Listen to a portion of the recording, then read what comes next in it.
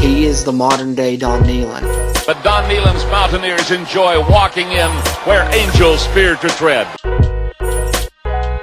He's bought into the program. As the hills of West Virginia resound with the sounds of Golden Blue football. It is a great night to be a Mountaineer wherever you may be. Let them know. Leave no doubt tonight. Leave no doubt tonight. No doubt. They shouldn't have played the old Golden Blue. I was watching ESPN today and they showed a little thing about our game tonight in a poll. And the whole U.S. was covered in red. And the only state, greatest state in the nation, was covered in blue, and that was West Virginia. And that's why we won this game. Trust the climb.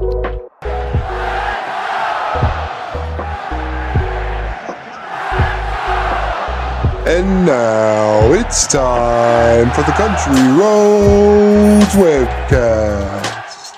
What's going on, Mountaineer Nation? Welcome into another edition of the Country Roads Webcast.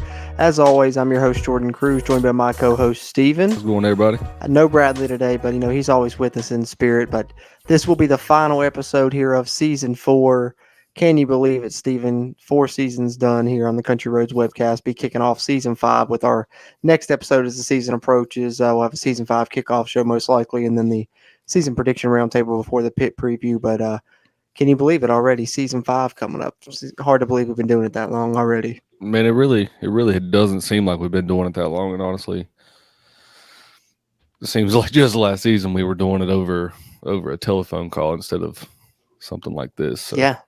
We've came a long way from the way we began this show, which a lot of our listeners, if you've made it from that, if you've been with us since the first part of this show, for one, I'm very, very humbled that you've followed us that far. But yeah, absolutely, because some rough stuff there in the early days. Absolutely. Yeah, absolutely. Yeah. But yeah, man, Yeah, it's actually flown by, and yeah. Can't believe we're about to start Season 5. I know. Season 5 it was 2018. I think it was early August. Started it with preview and stuff, and then me and you went through the schedule. I think it was like one of maybe the third episode of the podcast, and then started having you on regularly after that. And then Bradley came along either later that season or the following season. So yeah, I'm in 2018, 2019. 2020, 2021 in the books, and looking ahead to Season 5 in 2022. So it's crazy here. Country Roads Webcast. Moving on, we're going to talk some off-season things. Like I said, this final episode of Season 4, we'll kind of wrap up some off-season stuff with, the unofficial kickoff to the season, always media days, and we'll discuss Big 12 media days in this episode, and, of course, get into some conference realignment talk as well as some other things, and, of course, Mountaineer news as always. But before we do that, like we always like to start this with some off-topic babble. Steven, what's been going on? Watched anything good? Seen anything good?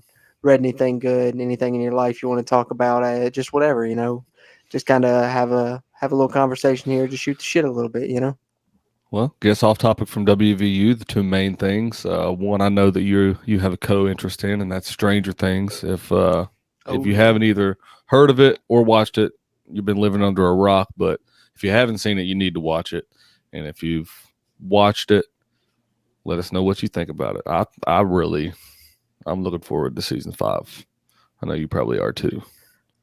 I am, but it's also bittersweet because it's going to be wrapping up, Yeah, but I also feel like that's going to bring a lot of answers. You know what I'm saying? Like, there's a lot of things Hannah's been throwing my way. It's kind of blowing my mind. They set it up perfect. They set it up really well for the 5th season for sure.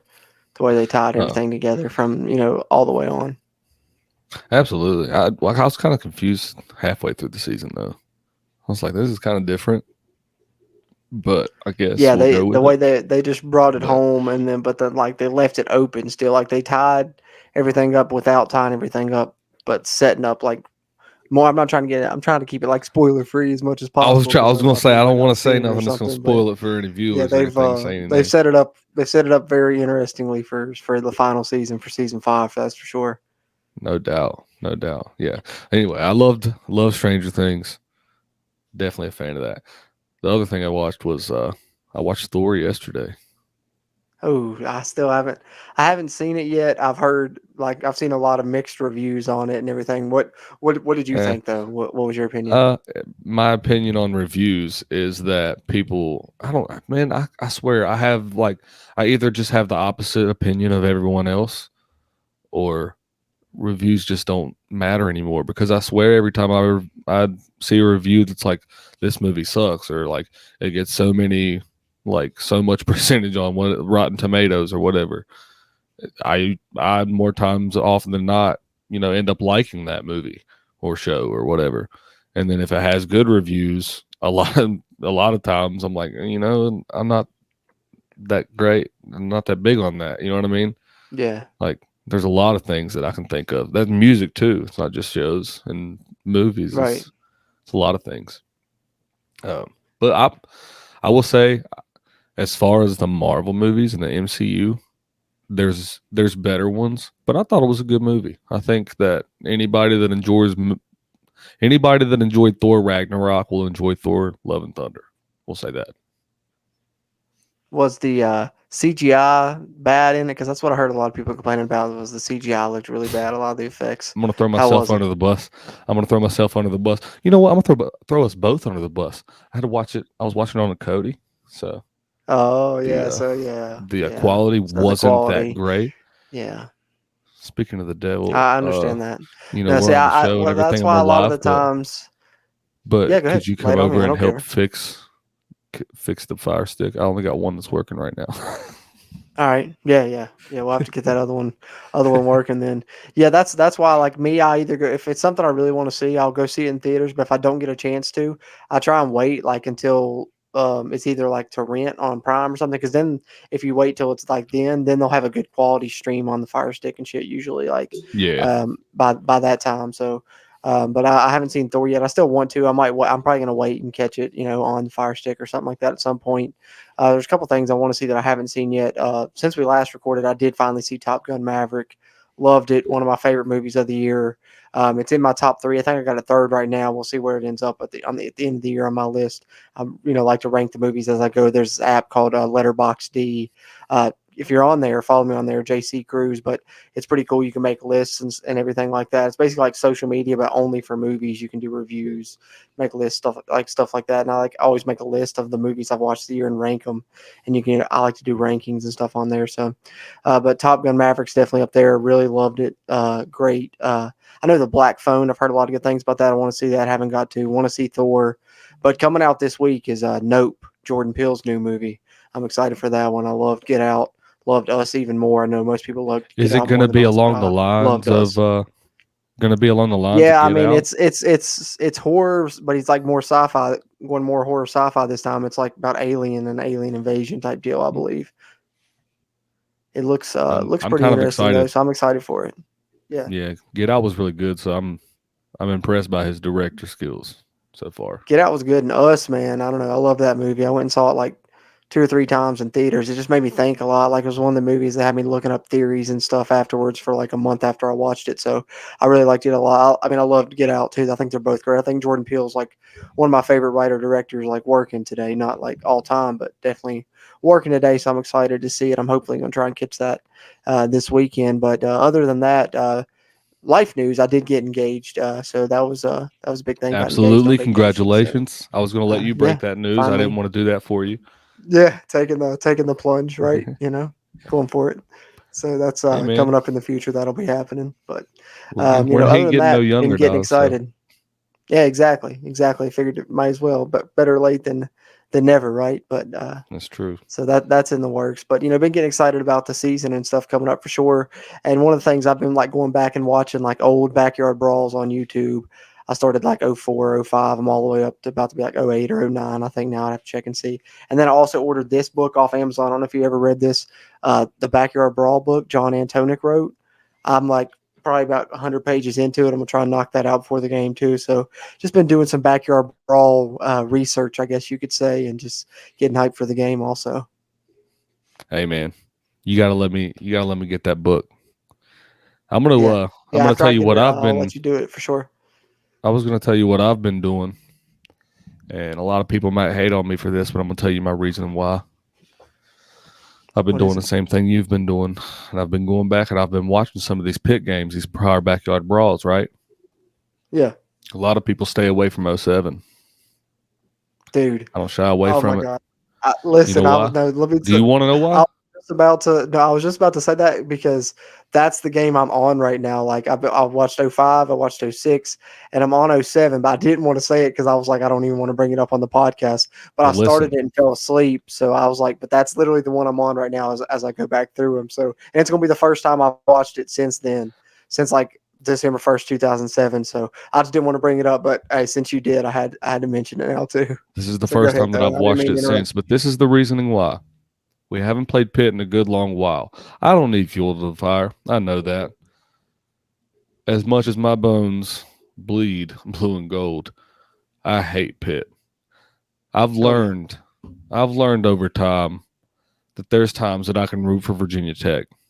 Never when they play West Virginia, but I've learned a brotherly love, if you will, for that school, and it's more of a friendly rivalry, more so with me now. Pitt will never have that respect within me. I've never been to a Pitt game where Pitt fans. I'm at a Pitt West Virginia game. I've never been to a game where not one person has been respectful. Ever. Every game that I've ever watched live, every game that I've ever watched on TV, every game that I've ever been to has always been associated with arguments between Pitt fans. I can tell you a story. I can tell you multiple stories. Most of them, about fans and how they acted. And you can say what you will about West Virginia Starting fans and that fights, and the of third, course, but trying to start fights, all that. I will never have any respect for Pitt or that program. I watched the 2007 game because that was the first year that we had season tickets, and I've said that multiple times on this show. But for personal reasons, more so than a lot of Mountaineer Nation, I hate that game with a strong desperation, if you will. Oh, yeah. Okay. So I watched that game, and I'm going to watch that game again the night before we go up there so that I can scream with every ounce of hatred in my body during that whole game. I love it. Yeah, I'm working on it maximize. too. I'm going to be watching it here, probably either tonight or tomorrow, finishing the rest of it. And so it's been the first time I've watched it since then also. So at least we're both got that in common. And like you said, we are both going to be at the game. I think Bradley's going too as well. But me and Steven going. And that's like the interesting thing is this is going to be the first time I've ever seen the Backyard Brawl live in person, actually. I mean, I've been going to WVU games since, 2003, 2004 or whatever. Yeah. And then, more regularly with you since, around, 08 or so. And, but I'm just never got a chance to go to the Backyard Brawl as one of them. This will be the first one in 11 years. And we're heading up to Pittsburgh to catch that. So I'm super excited about that for sure. And it's going to be an interesting game and a lot of hatred. As we said, 07 is the one that stands out, but West Virginia has had recent success against Pitt when they've played them.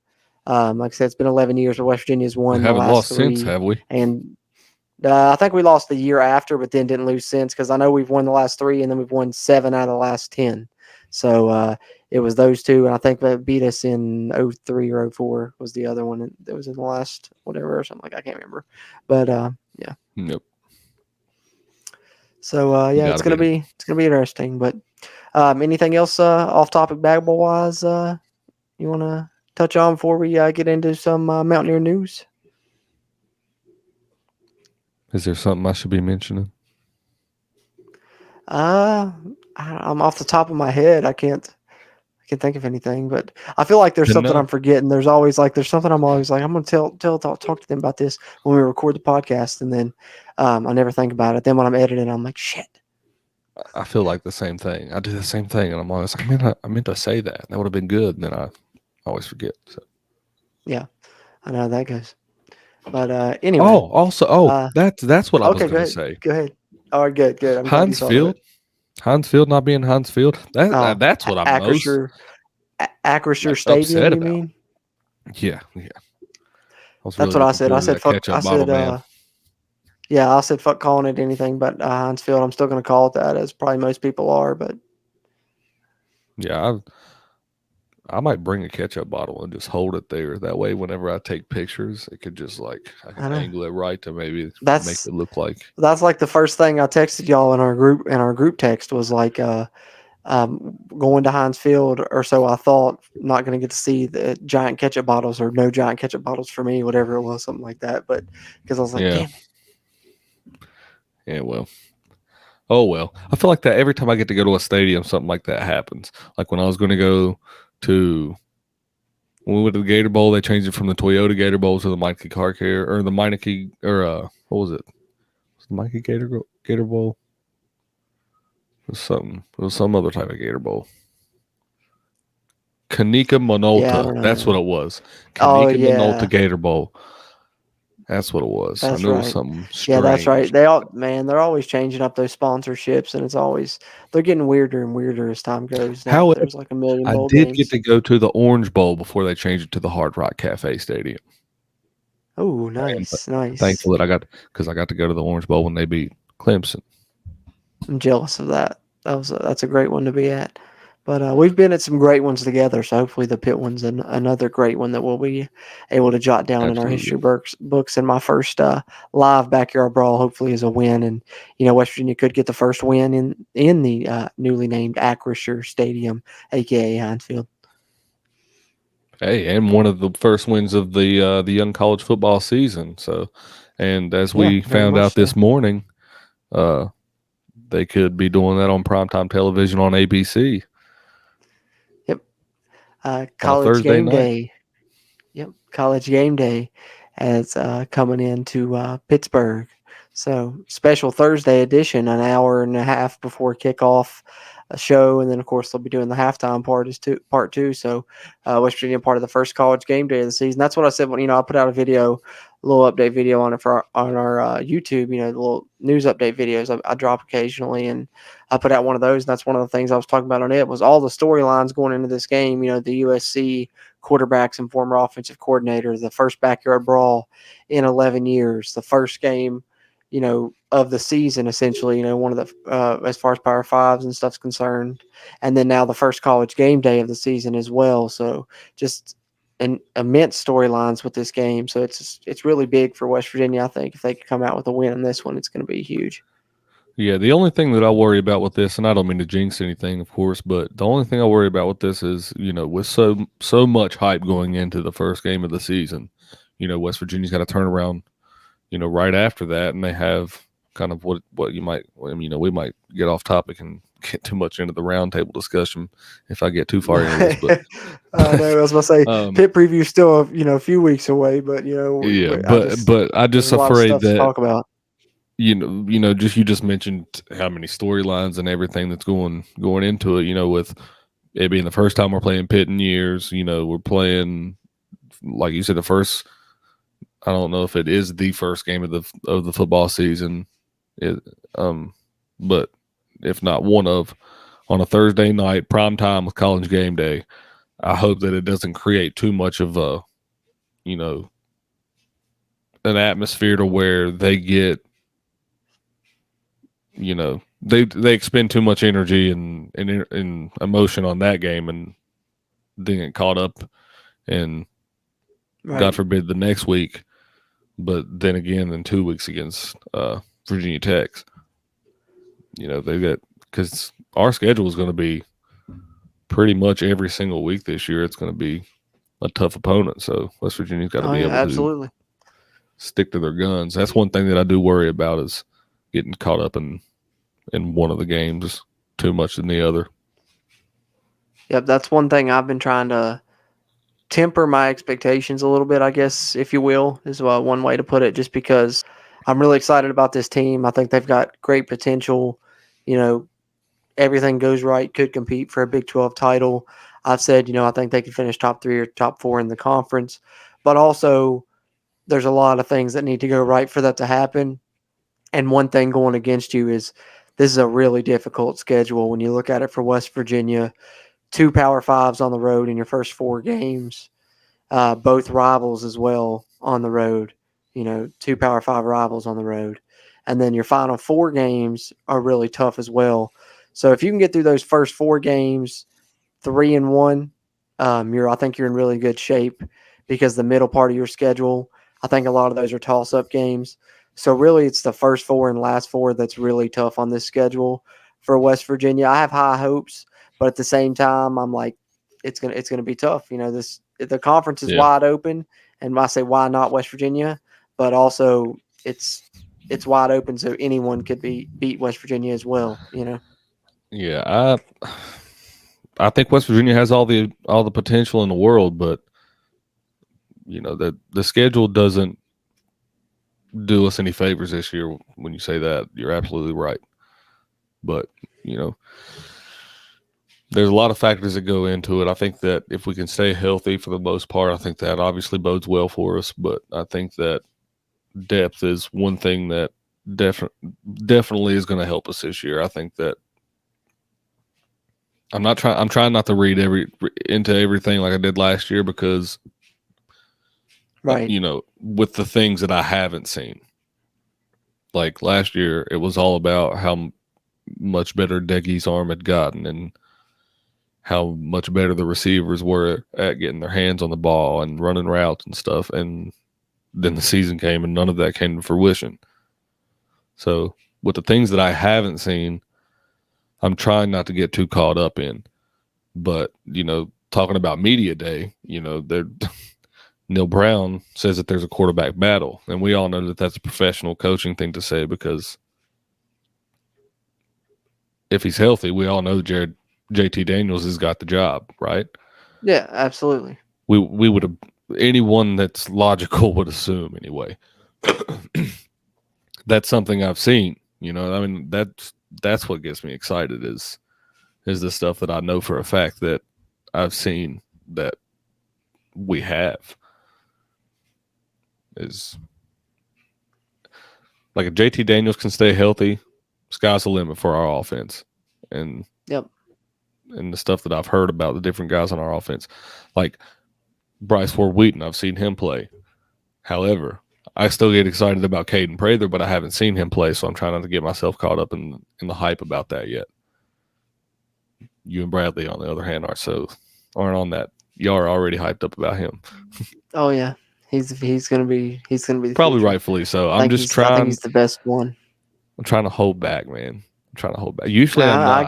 I get it. I can usually try to call it whenever I see it, but I just feel like I haven't been able to call it. I'm hoping Sam James goes off this year. That's because that's the one I tried to call. His freshman year, and his freshman year he was special and looked like he was going to be one of the greatest. And he's had a solid career, but not up there as much as I thought he would. But I think this year is the year he could go over 1,000 yards receiving and stuff potentially. So I'm hoping for over 100 catches, over 1,000 yards. But we'll see what happens. But, that's my guy. I had to shout out my boy Sam. Well, I think go SJ and BF Dub. That's what I'm calling for the rest of the year. SJ and BF Dub. I like it. I think that's going to be one of the top wide receiver duos, if in the Big 12, but not just in the Big 12, in the whole country. I think that with the experience that both of them have and the talent that they both displayed on the field, I think that sky's the limit for both of those guys. And if Caden Prather comes out and shows the amount of ability that everybody says that he has, and we've forgotten about the spring game so quickly. Preston Fox. Yeah, that's true. We could see some. We could see some handsome old boy out there. So some of those things that I have actually seen, those get me really, really excited. But like I say, it all comes down to West Virginia staying healthy, as it always does. A team like West Virginia that travels as much as they do, that's already fatigued. We always get worn tore by the end of the season, and that's always seems to be our Achilles heel. I think that I've been saying it for years. Recruiting and depth are the main things at West Virginia. And there's a lot of things, but I think those two. If we have those two things, we have a real shot at being a successful football team, and it's always seemed to go that way. And talking about Pitt, I think that I think that we always use this term, I feel like, but I really do feel like Pitt is always a barometer game. It always is. Yeah, it is much like Unless Maryland. it comes at the end of the season like in 07, but we're not talking about that anymore. I'm done.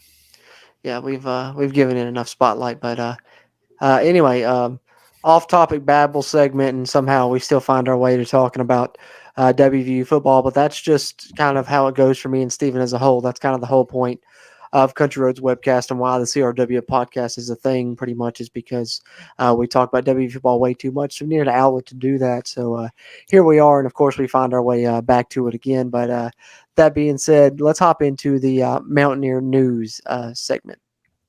All right, so Mountaineer news segment, we usually provide the recruiting news, basketball news, and football news. No Bradley here for this episode, so no recruiting news, but we'll get you that next episode that we get here on the when we're on the season 5 side of things with the season 5 kickoff show of the CRW. But for now, we will bring you some football news and some basketball news. Steven, I'll let you kick it off with the basketball news because I've got some football things I'm sure we'll want to discuss more deeper when it comes to Big 12 Media Days and stuff like that. So that being said, take it away with any basketball news you got for us. Not really too much, being in the dead middle of summer. To be honest with you, the basketball recruiting has slowed down quite a bit. On the other hand, West Virginia, the alumni team for West Virginia, is going to be playing in the TBT, the basketball tournament coming up on the 24th in Charleston. So if you are free and want to go see any of the alumni guys playing in that tournament, you should probably go get your tickets because I'm sure they're going to sell out pretty fast. They usually do. But with that team, they added Devin Ebanks to it, so I was pretty excited to hear that. John Flowers and everybody's been posting videos on Instagram and other social media and stuff. But yeah, that's pretty much all I got for the basketball squad right now. Very well. There it is, the Mountaineer basketball news for you. And we'll have more coming up on that as they approach the season as well. And look out for the CRW Hoops podcast coming back here as we get closer to basketball season, later in the fall months there. So be on the lookout for that, but appreciate Steven delivering the basketball news. That being said, football news-wise, definitely got a few things that we should touch on that we hadn't touched on.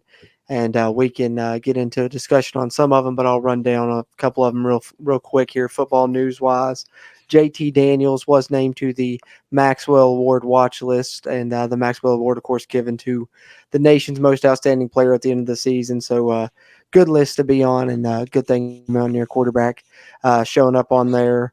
The Country Roads uniforms, of course, we can discuss those further here, Stephen. I put out a little video and gave my thoughts on them, but definitely want to get your thoughts on those as well. But West Virginia will be debuting the Country Roads uniforms in the Backyard Brawl against Pitt. For sure, that was one thing. And then West Virginia selected 8th in the Big 12 media poll. Kind of surprising, I guess. Kind of not. I want to talk a little bit about that as well with you, Stephen. We'll get to that. 4 Mountaineers on the all Big 12 first team. Offensive lineman Zach Frazier, defensive lineman Dante Stills, cornerback Charles Woods, and kicker Casey Legg. Most first-team All Big 12 players West Virginia's had since 2018. And then, of course, the big news in college football that since we last kind of talked was USC and UCLA going to the Big 10. And then, other conference realignment rumors, Big 12 and Pac-12 not going to merge, the news came. So likely the Big 12 may be trying to pick off some of those teams, though.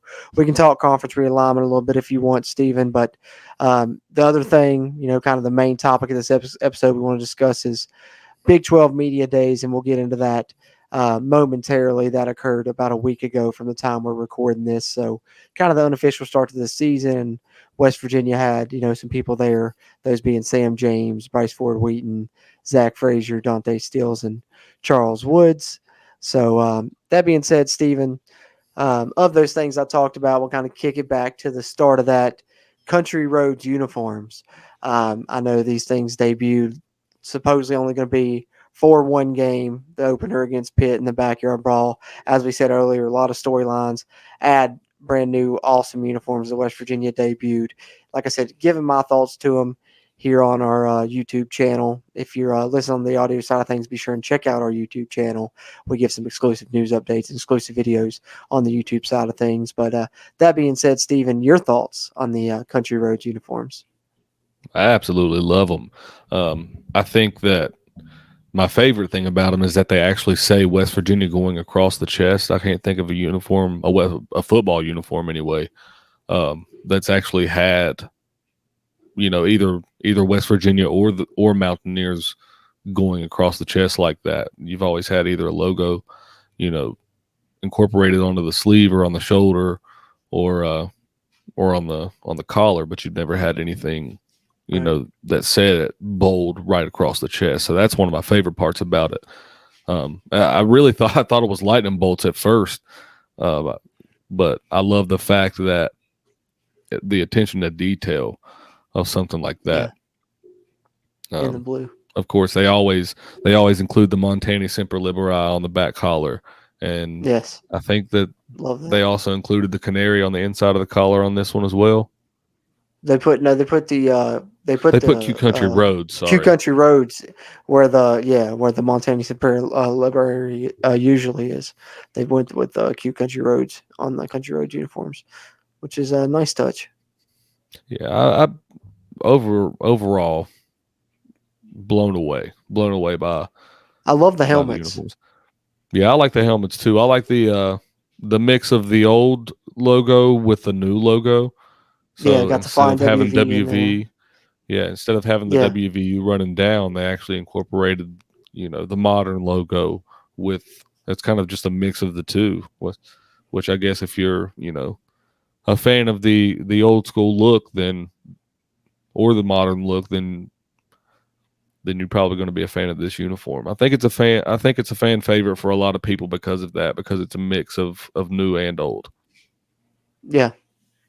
Absolutely. It's honestly, out of all the uniforms that we have right now, it might be my favorite. I really like the grays a lot personally, and I love the golds. But one of the reasons that it might be my favorite is because on the grays, you get the blue numbers with the gold outline, and on all West Virginia's other numbers, it's just a solid number, not outlined. And I really like the look of either the blue number outlined in gold or the gold number outlined in blue. And the gray is the only one of our current ones that does that. And these Country Roads uniforms, they do that as well with the both colors on the numbers. And I really like that. And as you said, the West Virginia going across, really nice touch. I wouldn't mind to see something like this as West Virginia's, all the time uniforms. I know on the Section 304 podcast, I know I told you before, off mic that listen to that. They had one of the people that helped create the uniforms on there. And that's what she said is that next year it is in the works that they are going to do a home version for the pit game next year. So probably be a blue version, I would guess, next year. But I know West Virginia will probably be, due for another uniform change, uniform set from Nike here in the next 2 to 3 years. So I think this is a design they should look at to maybe do something similar along these lines for the next set. And I think everyone would be really pleased if they did. See, I'm a huge fan of the current uniforms, other than one certain tweak that I would make, and the tweak that I would make would almost make them an exact rendition of the throwback uniforms, I guess. But instead of having the number on the shoulder up here, I would have the logo on the sleeve. Yeah.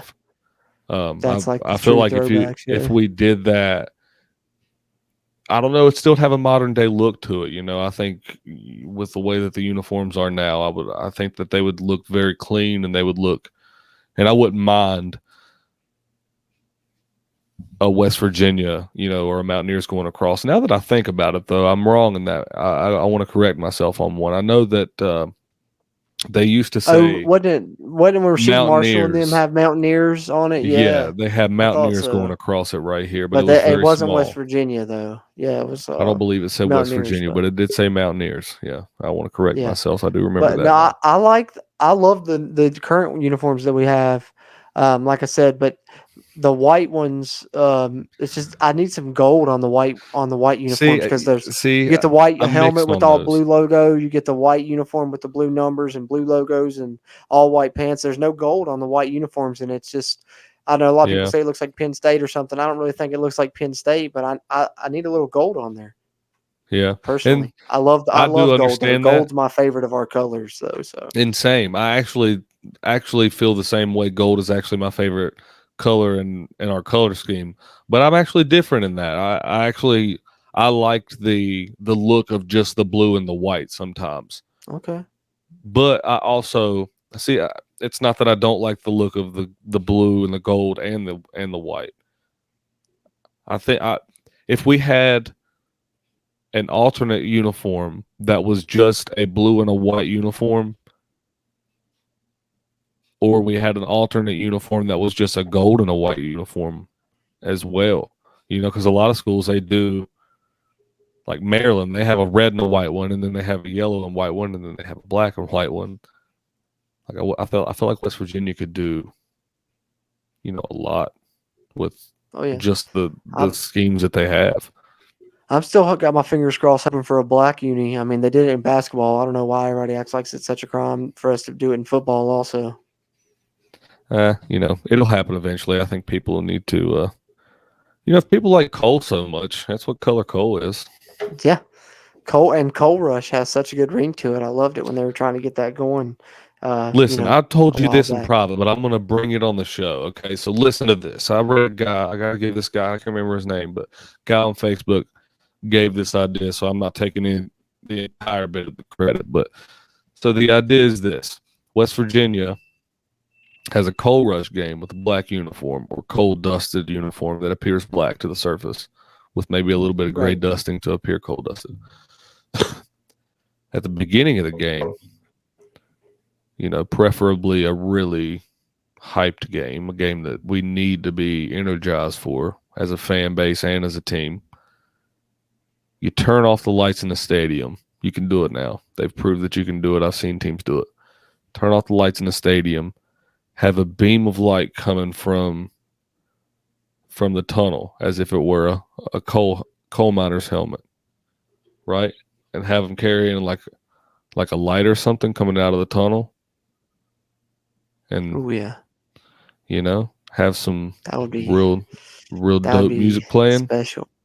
Yeah, yeah, and have some like fog coming out of the tunnel too in the midst of the darkness. You can't tell me that wouldn't be the hype. I would like to see. It'd wipe Enter Sandman off the face of the earth and set in terms of hype interests. I think West Virginia on an annual basis in the night game doing that. You can't tell me that wouldn't be the most chilling entrance in college football. Yeah. Oh my gosh. I can't even imagine how bad that place will be rocking. And you could call it a coal rush. I dig that. I definitely dig that. Yeah. Coal rush. Yeah. Such a good ring to it. So everybody can wear miners helmets.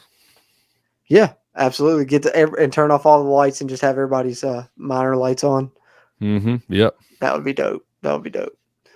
But that being said, uniforms, I think almost universally agreed upon a hit among the fan base, so that's great. Only downside is that I've heard that they're not going to be selling them, no plans to sell them, but they are making a T-shirt version, and they're selling mini version of the helmets. So hopefully, maybe when that T-shirt version comes out, might have to get me one of those. Yeah, I might skip the T-shirt. I really wish they would have sold a jersey with this one, because you're a real big jersey guy, and I'm going to get me one here soon because I'm due a jersey, but I really, really would have liked one of those Country Roads jerseys. Yeah, who knows, maybe I would have bought one of those. Maybe you'll be able to find the knockoff version. Maybe, who knows? I've been trying. They may do it. They may not. They're not in a very big hurry on those. Yeah, I was about to say they may not do it though. Who knows? But I don't know if the T-shirt version comes out. I may get it. I've been looking for a shirt to wear to the pit game, anyways. So who knows? I've been trying to find a shirt as well. I don't know what I'm gonna wear yet. Yeah, I tell you what, I did order. I don't know if I told you this yet or not. I did order a Country Roads Webcast snapback hat that I'm going to wear to the game. And nice. You listener and you viewer can get you a Country Roads Webcast snapback hat or any other product that you'd like in our merch store. It'll be in the link in the description box of the video if you're watching on the YouTube side, and in the show notes if you're listening on the audio side. Check out the link to our merch store. Maybe you want to get a Country Roads Webcast hat, help support the brand, but you can also get a shirt, hoodie, phone case, mug, button, sticker, you name it. So be sure and check out the Country Roads Webcast merch store. Great way to support us. And of course, as always, if you're watching on YouTube, hit the like button. That's one of the best ways to support us. And then subscribe if you haven't already. Helps us, helps you, helps get more of this Mountaineer football content out to Mountaineer Nation. And if you're listening on the audio side, of course, subscribe to us on any platform: Apple Podcasts, Google Podcasts, Spotify. And if you listen on Apple Podcasts, rating really helps there as well, and we appreciate that. That being said, continuing on with some off-season discussions, conference realignment seems to be the discussion of the summer for the second year in a row. Last year it was Oklahoma and Texas. This year, USC and UCLA making moves. Big 12, I think, is in a decent position, though. I think, definitely better than the Pac-12, maybe on equal footing with the ACC right now. Big 12 and Pac-12 had been discussing a merger, but news broke just a couple days ago. Those talks fell off, and I personally think that's good news for the Big 12 because they can pick off some of those Pac-12 teams. They're the one in the position of strength. Pac-12 is the one left reeling, losing the USC and UCLA schools. So Big 12, rumored to add Arizona State, Utah, and Colorado possibly. What are your thoughts on that, and what are your thoughts on conference realignment this go around? And are you happy with West Virginia staying where they are in the Big 12 for the foreseeable future? I to the latter part of your question, I do. I'm actually happy that West Virginia stayed in the Big 12. And if you would have told me that a year ago, that I'd be saying that now, I would have said that you're crazy because I've been, really wanting West Virginia to go to the ACC for a long time. But I think that, like you said, I think the Big 12 has put themselves into a position of strength right now. I think that Arizona State, Arizona, and Utah and Colorado will probably be very good additions to the conference. I think that likewise, you're probably going to have to go for, talking about some of those Pac-12 teams, you're probably going to have to go for some of the more lucrative schools in that bunch. If I were to imagine that scenario, because what it's going to come down to, and I think we're naive to think otherwise. I think, we're all probably seeing it now, but we're getting to a point there's going to be the Big Ten, the SEC, and then who else? Who else? Because there's not going to be enough room for everyone to coexist the way that they have. It was the Power 6. Now we're down to the Power 5, and now it's just a question of, are we going to the Power 3, to the Power 4, to the 2? What is it? I was going to say, all signs right now point to Power 2. I hate to say that, but I think that the Big 12, I will say this, I think that the Big 12 is putting them in themselves in a very strong position to compete for a Power 3. Because the ACC, I don't think the ACC is helping themselves in very many ways. I think that Clemson and Florida State, the two, I won't say most lucrative schools in the conference because they've still got, UNC and Duke. Those are very, very high-end teams in basketball, but Florida's football's what makes the money, if we're being honest.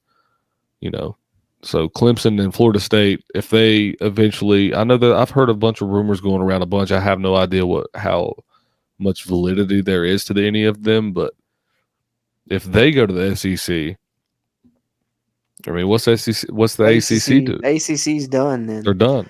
The ACC's done. That's why I keep, a lot of people saying West Virginia needs to go to the ACC, and I'm like, no, they don't. I don't know. Not right now. I think Brett Yormark is.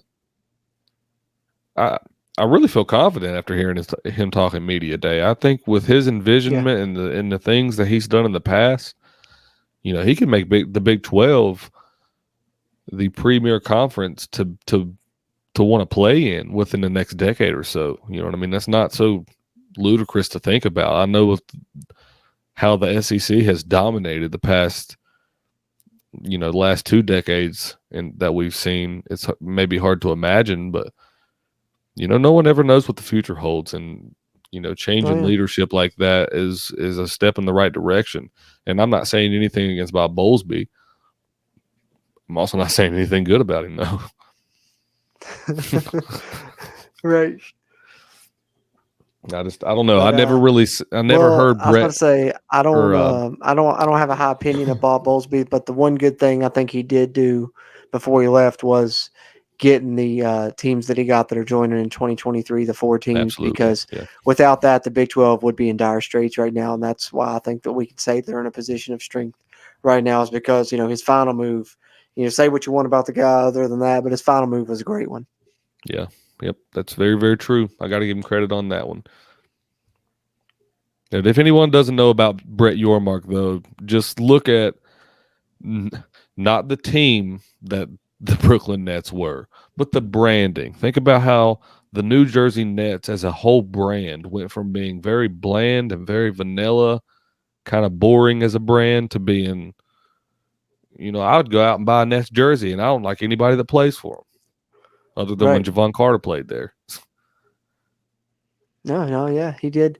He switched it up, and I think he's a guy that, brings a lot of different relationships to the table through his different avenues that he's been in. He has relations in TV, relations with sports people, relations with, media people, you name it. So it's going to be really good for the conference, I think. And I think you're going to see the Big 12 making some proactive moves.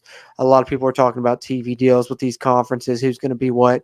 We know that ESPN is going with SEC and the Big 10.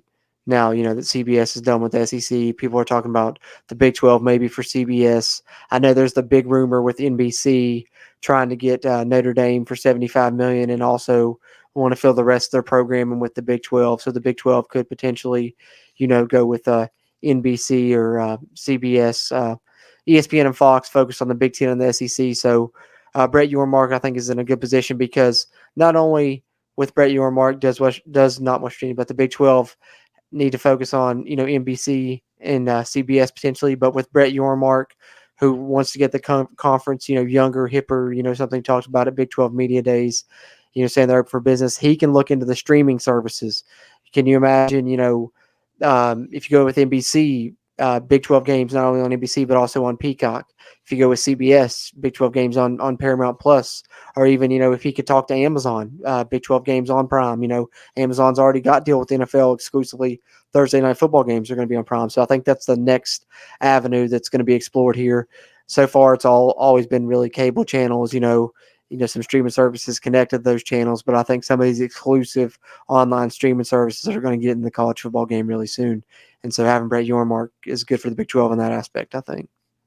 I absolutely agree. I think that everything you just said is a lot of the things that I got really excited about whenever I was listening to him talk, is because, you think about it and, that's the way that everything is moving anyway. You mentioned already, these Peacocks and Amazon deals that have already happened. That's how I watched the Super Bowl last year. Was I believe it was on Peacock. A lot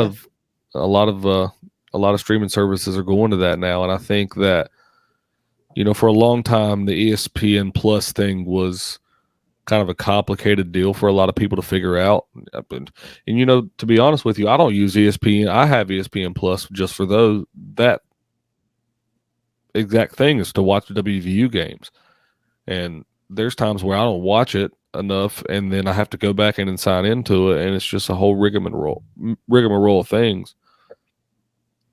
Whereas if we were on something simplistic like any of that other stuff, you could just watch it on there. So I think that there's a lot of advantages in terms of just the streaming service aspect of it. But I think that, in terms of a lot of things, I think that making the conference a premier destination to want to be. I mean, think about how the SEC is viewed as a whole. You know, like everybody thinks about the SEC as like NFL junior. You know what I mean? Like it's all about the way you create the perception of how the game is played in that conference, I guess, or how the culture of that conference is perceived. And it's a hard thing to do when you have a multitude of schools and everything, but I don't know. I'm really excited about the direction of things now versus where they were a year ago. Yeah, me too. Me too.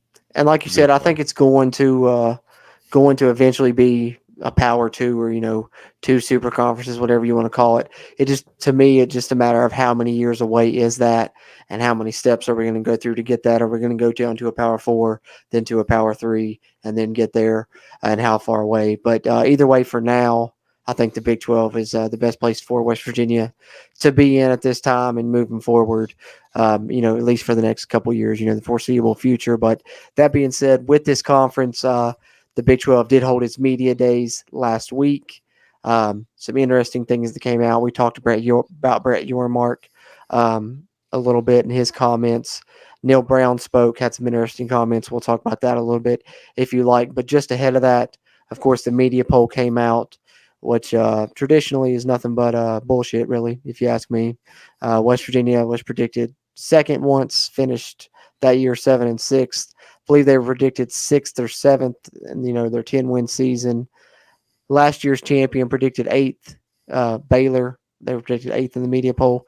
This year, West Virginia predicted 8th in the media poll. Neil Brown was quick to point that out at media days as well, that last year's champion was also predicted 8th. But media day thoughts, we can touch on that a little bit in Neil Brown's comments if you want, but definitely wanted to get your thoughts on the Big 12 media poll and, West Virginia, four players on the Big 12 preseason team as well.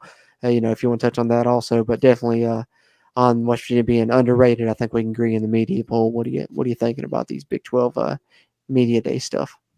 I think that I'll say that it's a shocker in one way, because it's a shocker that obviously we as West Virginia fans who followed this are like, how in the world could they be 8th? That don't seem right. I mean, surely the God we won't finish that low. Also, not surprising in the fact that they never give any respect to West Virginia, especially if it's on a team that hasn't proven themselves on the field. So, I think that I'm a fan of it. I'm a fan because it gives us what you call drawing board material, right? And yep. This is just the same old stuff for West Virginia. I can't count on my 2 hands right here how many times West Virginia's been disrespected in the media polls, not only in the preseason but during the season. West Virginia's always going to fight for their respect on every single level. It's always been that way, and to be honest with you, I would be willing to bet that it's always going to be that way. So I think that West Virginia's got to use that to their advantage this year, man. I think that what were they? They've finished ahead of every prediction except for one, right? Just about one or two, well, maybe 3 at most. But I know last year they finished where they were predicted, and then I know there was a couple years during the Dana years, I think they finished below where they were predicted. So other than that, pretty much every other time they finished either at or above where they were predicted. So that bodes well. And I think, like I said, 4 players on the first team all conference, that should tell you something right there. The most that West Virginia's had since 2018, which was their last, really good season. They should have been in the Big 12 championship game that season. So I think people are definitely undervaluing West Virginia. And I'm gonna rant for a second, Steven. I got to talk about this because here's my problem with it. I've listened to a lot of podcasts, a lot of shows, College Football Live being one during Big 12 media days with their coverage. And a lot of these shows are doing these over-unders, and they use, different sports books. But I know a lot of them use Caesar Sportsbook, and that's the sportsbook app that I use. And West Virginia's over-under for wins on there is 5.5. To me, that's a lock. Easiest money I've ever made in my life. Put some money down on it. But listen to these podcasts, College Football Live, these other shows talk about it. Everyone is taking the under. Everyone's talking about West Virginia as 8th, 9th, 10th in the Big 12. And every time they talk about it, they cite the same thing. West Virginia, their offensive line was bad last year. Their offense, and they're all coming back. Their offensive line gave up so many sacks. And then the other thing they cite, West Virginia, they had so many transfer out this season. They lost their starting middle linebacker. They lost their starting D lineman. They lost their starting corners. They lost their leading receiver, Winston Wright. And the thing that they don't realize was Winston Wright our leading receiver technically? Yes. But personally, was I ever that impressed with Winston Wright? I'm not trying to knock the guy, but no, I wasn't. And a lot of the same thing with a lot of these other players that, Nick Troy Fortune was one of the lowest rated players on our team in PFF. I'm not trying to single anybody out, but I'm just, making examples here. And with that, also, when Neil Brown first came here, there was 50-some scholarship players on the roster. So Neil Brown at Media Days made it a point to talk about we purposely remade our roster this year to fit the type of team that we want to be, that we feel can compete in this league. And people's response to that and our fan base has been, so what were you doing the first few years and stuff? And here's what they don't understand. The scholarship numbers were low when he first got here. So he had to play the players that he had. He didn't have the depth to be able to pick and choose and say, hey, maybe it's best you can go somewhere else. But now he's had 3 full recruiting classes. And this offseason is the first time he's been able to say, hey, maybe this guy really doesn't fit our culture. Maybe he doesn't fit the scheme that we're trying to do. Let's talk to him, tell him maybe it'd be best for him to go somewhere else. And with Neil Brown's comments at Big 12 Media Days, I think he realized that a lot of these transfers were the coaching staff's decision to bring in players that fit the type of team they want to be, which is faster and longer on defense. They've done that. They've accomplished that. Neil Brown said he's more happy with the defense than he's ever been. He said the team's work ethic's better than it's ever been. The team's chemistry's better than it's ever been. The team's leadership's better than it's ever been. I think the culture's been really established, and I think this year Neil Brown has the type of team that he wants because he has the depth where he can kind of pick and choose and set and get to the roster that he wanted. And we're seeing Neil Brown's plan that he put together way back when everybody talked about Neil Brown having a plan. We're starting to see the fruition of it this year. I think we're going to start to see it. So all these shows, College Football Live, all these other podcasts talking about West Virginia is going to be definitely under the 5.5 win mark, and they're citing these transfers and stuff, have no idea what's about to hit them, I don't believe. Rant over. Yeah. Sorry, I had to do it. No, you're good. I absolutely agree with you. I think that West Virginia lost a lot on paper, but I think people read too much into what happens on paper. I think West Virginia has put themselves in a very good spot to be this year's Baylor. And I'm not saying that they're going to go out there and we're going to win the Big 12, but they have potential to do so. I think they have a lot of talent that they didn't have last year. I think there's a lot of question marks that we had last year that this year are not so much question marks. You know what I mean? Like last year, it was like, well, man, I hope this guy improves this much, right? Or I hope the offense can play this much better. And a lot of that was untested. This year, a lot of that has been tested. It's just experience driven. Like, I don't know. I think that there's a lot of things that. And offense has been the issue the first 3 years. And this year, they make the moves in the offseason as well and realize themselves, a lot of people want to say, maybe Neil Brown was forced this. No. I mean, even other people around the program said Neil Brown came to Shane Lyons and said, the one thing you didn't mention, I can't manage this program and this offense, So go ahead though. What was you saying? Well, I was just going to say the one thing that you didn't mention the entire time on that whole thing about the offense. Mm-hmm. In the past years, especially last year, who ran the offense? Neil Brown and Jared Parker, I don't know, there's a mixed bag on that, but mainly Neil Brown. He was heavily involved for sure. People forget we get Graham Harrell this year. I think Graham Harrell is a huge difference maker. I think that's the most exciting thing that I can think of for this season, in my opinion, besides JT Daniels taking the field, is seeing what Graham Harrell's offense can produce. Well, I think the thing is, spring game was only people a teaser would be excited about either one, and we got both. If we got either one of those two, people would be ecstatic, and we got both. And the fact is, people have been screaming for an offensive coordinator. I think everyone knows if West Virginia had, even average to above average offense the past 2 seasons. They could have had 7-8 wins in 2020 or 2021. And so I think looking at it, if the defense can be just as good as it has been, and they're talking about it could be their best defense yet, and if the defense can be just as good as it has been and the offense improves like it has, go back and look at Graham Harrell, his first year at every program he's been, and the jumps the offensive has made. West Virginia, like we said, there's reason to have high hopes. So, I'm not saying West Virginia is going to win the Big 12. I'm not coming out here, going balls to the wall 12-0 or nothing like that. Not trying to be a homer guy like that, but I am saying people are really miscounting West Virginia when they're thinking they'll be lucky to get into a bowl game. They're miscounting the type of team that West Virginia is going to have this season.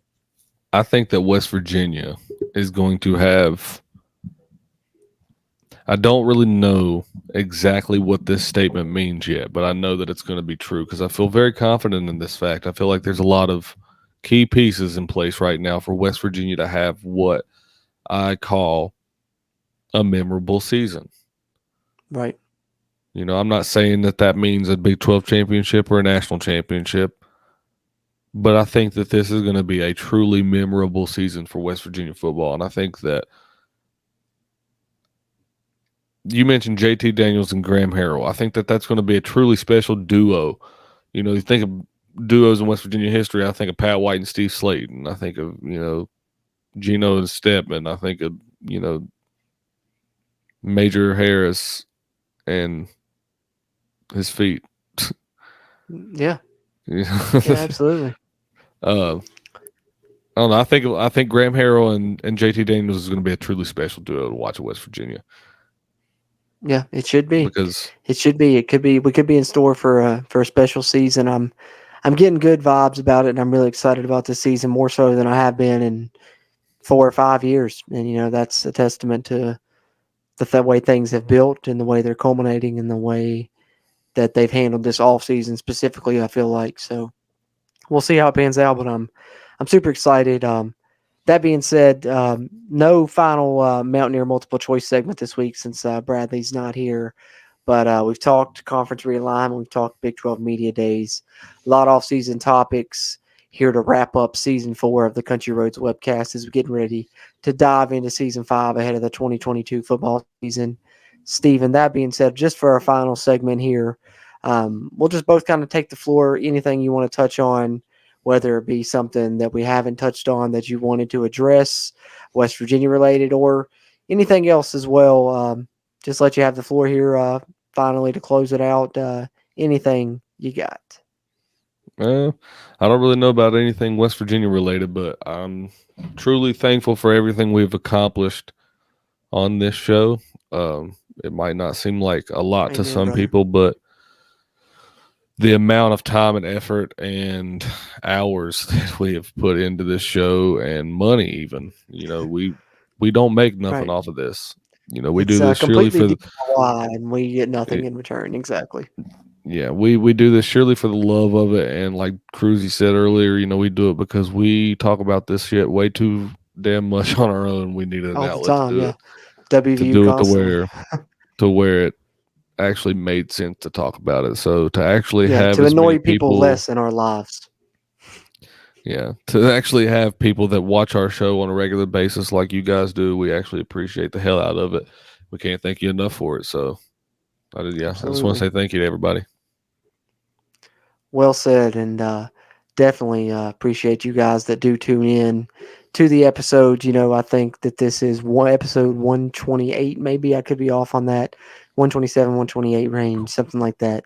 I'll know for sure, and you'll know for sure by the time you're listening to this if I'm right or wrong. But definitely, hard to believe getting ready to kick off Season 5. Hard to believe that many episodes in the book. And I know to most of you, we may be painfully mediocre. But as Steven said, it took a long time to get to this level of being painfully mediocre because we started off terribly shitty. So yeah, that's exactly just right. Climbing on up the ranks, right?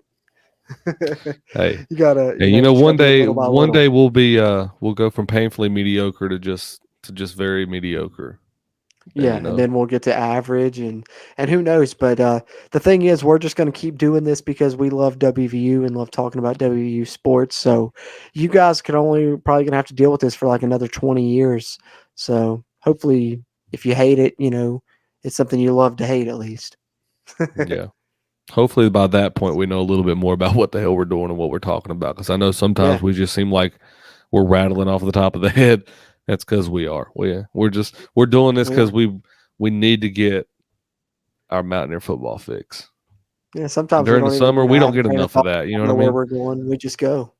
Exactly. Yeah. During the off season, especially, sometimes we have a topic at hand. Sometimes it's more, free flow. But sometimes those are the best episodes when you just sit around and, like I said, shoot the shit a little bit. That's always fun. So I've enjoyed it, and I always enjoy it with you guys. And excited to have Bradley back with us to kick off season 5.